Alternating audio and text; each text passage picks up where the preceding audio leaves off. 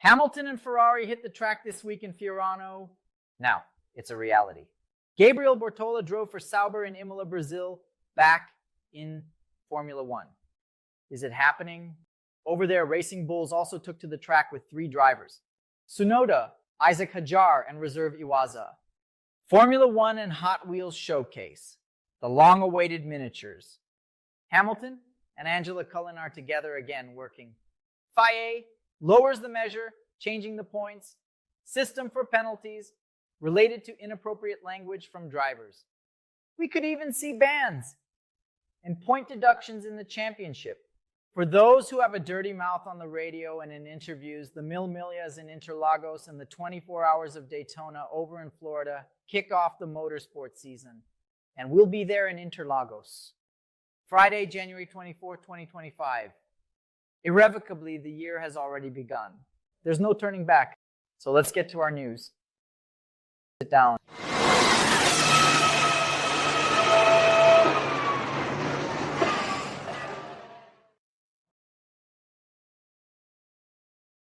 Lewis Hamilton hit the track for the first time with Ferrari. The movement started on Monday when the first official photos of the driver were released in front of Enzo Ferrari's house that was granted to him. While you're there to stay. This is an honor that Ferrari had only given to Michael Schumacher until today. A photo of Hamilton appeared then in that place with the F40 wearing a black coat in Italian style. Mafia movie. A photo of Hamilton also appeared later for the first time in the Ferrari suit. And the work on the track started on Tuesday in Fiorano. Early on, Hamilton did an installation lap to the delight of the thousands of fans. Tifosi, the Italians who are crazy about Ferrari. Around the circuit, on access roads where some slopes, you can see inside the track. We received images here and others circulated around the internet, and the symbolism of the moment is really powerful. Hamilton did about 30 laps in 3 outings of 10. He wasn't looking for performance. In fact, this is the theme of testing for the first time of a driver with a car from previous years. No one is going after performance. Now let's talk about this story of Bortoleto. These tests are much more for the driver to understand the driving position. The steering wheel, the controls are there. It's a matter of your preference, which needs to be adjusted.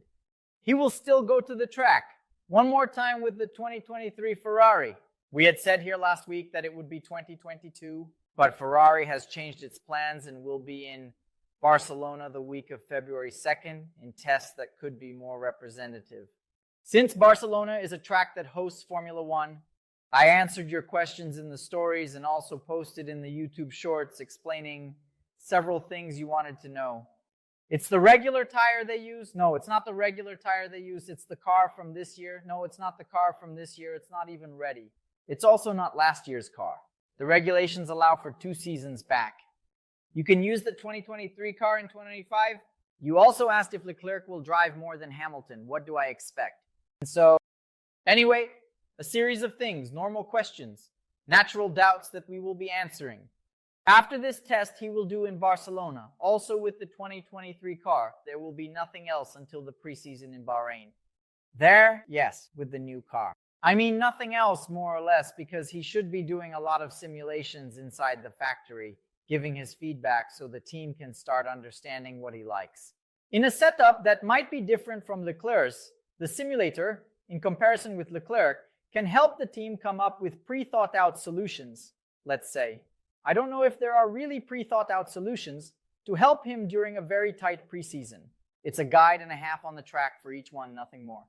Then it goes back to the factory. He does a series of things, packs everything up, and already starts the season in Australia. Then for real at Albert Park. My expectation regarding this is, with a rookie, you have to give him about a third, half a season to get used to it. But Hamilton has a lot of experience.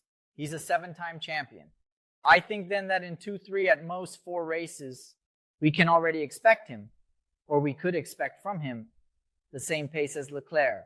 There aren't many excuses for a guy with that kind of experience. Just to check, but I'll leave the comments box open for you.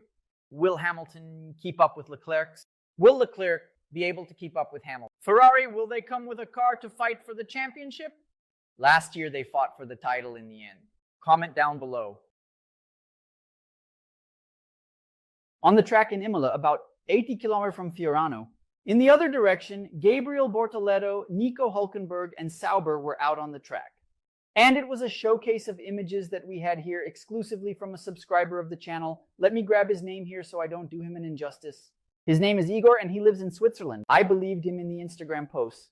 He caught the motorhome, he was driving around Italy, he stopped in Fiorano, saw Ferrari. So, after we mentioned that Bortoleto would be driving in Imola, he drove all the way there to watch. And he sent us a bunch of images exclusively, which I thanked him for that day, and I thank him again.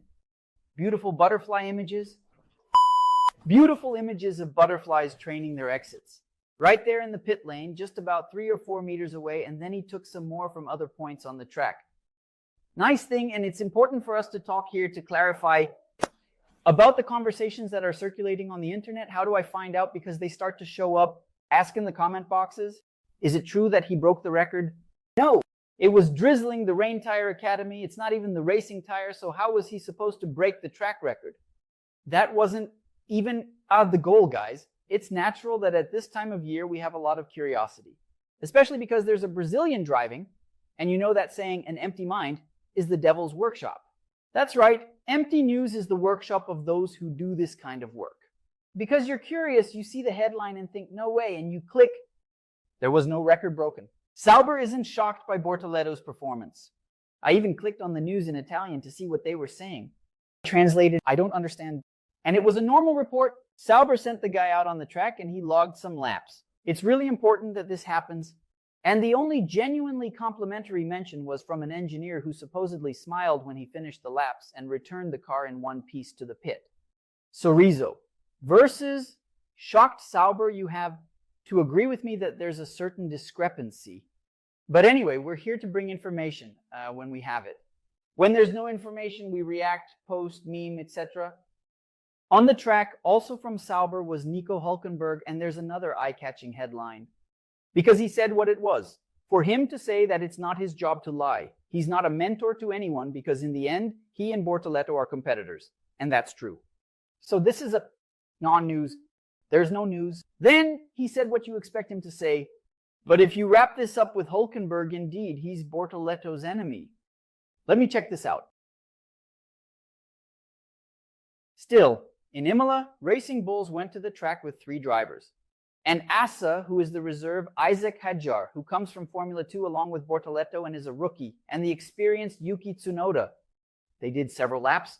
We have the footage here featuring the 2023 car's paint job because it's the 2023 model in Las Vegas. Remember, there were some stripes on the back. Yeah, that's the paint scheme. Same thing, adaptation, driving position, and so on. Well, what about Tsunoda, who is experienced? I'm going to take a few laps because Leclerc also did some laps in Fiorano. And Hülkenberg, along with Bortoleto, everyone wants to get back in the Formula 1 car and shake off some dust. After all, they haven't driven since January 8th. I mean 9 or 10 because there were the postseason tests. Lewis Hamilton and Angela Cullen are together, and there are already images of her wearing the Ferrari uniform. Angela was often seen with Hamilton until 2022, up and down in the paddock with him. She helped, and she must have started helping Hamilton again with his physical preparation routines, nutrition, carrying things up and down. To this day, it is not clear why she left to do other things for him. A year and a half, 2, and it also hasn't been clear why she returned. The fact is, we'll see Angela and Hamilton again, up and down in the paddock and inside the Ferrari garage.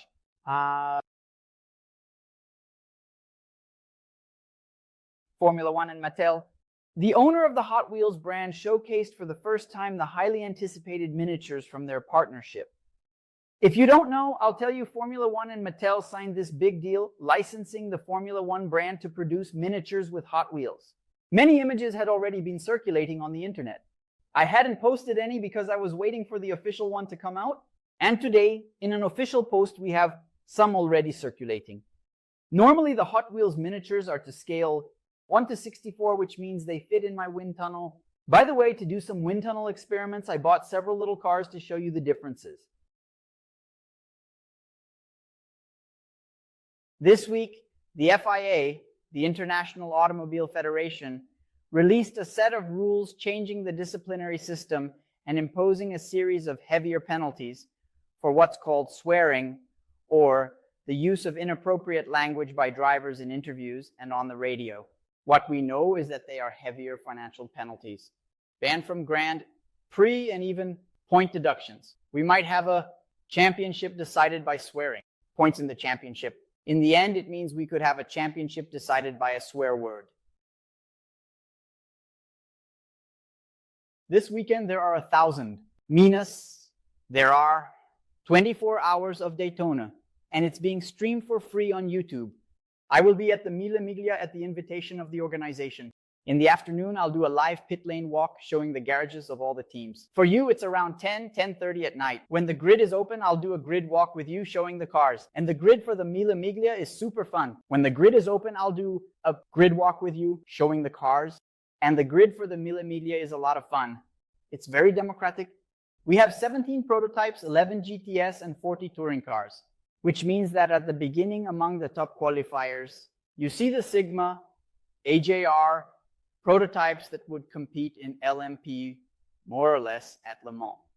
And back there, there's a Passat, a Voyage from last year, the folks from Calflex. The Mille Miglia ended with a super fun up. Everyone is having a great time, all focused on finishing the race with the best possible result. It's really cool. We raffled off pairs of tickets today for subscribers of the Channel 4, and I'm going to meet our crew over there. And we always have prizes to raffle off around here, if you're just joining the channel and don't know.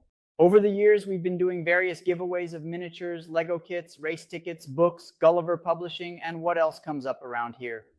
I always negotiate with partners to give away prizes for you. It will be like that this year too. And on top of that, we have the perks for the fans to watch the videos in premiere and priority responses in our live streams. And for the folks with the paddock plans, Stefano Domenicali and Lawrence Stroll.